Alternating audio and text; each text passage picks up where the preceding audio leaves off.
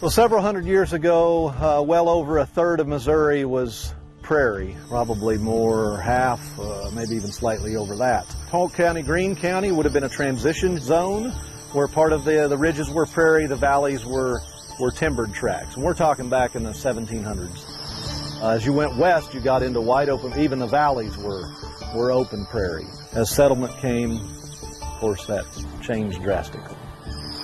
The prairie that existed pre-settlement, we were down to less than 1% of that prairie remaining. Most of it has been lost in a variety of factors, either converted to cropland, converted to other types of introduced grasses, or lost due to lack of fire. As more people settled in Missouri, fire became minimized. As you can see, some of the tree species in the background, this is what happens. If you don't burn prairie, it turns into tree species. If we did no fire here, in 100 years, this would be a forest.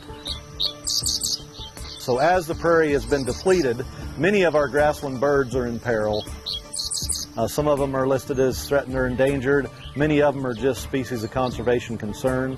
But lots of the birds associated with the grassland habitats, even though we have open acres in these counties around here, where it's fescue pasture, a lot of those bird species can't find what they need. There's a long list of birds and reptiles and amphibians, insects, prairie mole crickets are only found on remnant prairies. But without our efforts and without Missouri Prairie Foundation and Nature Conservancy, it's no doubt that some of these species probably would cease to exist, if not already, in the very near future in the state of Missouri.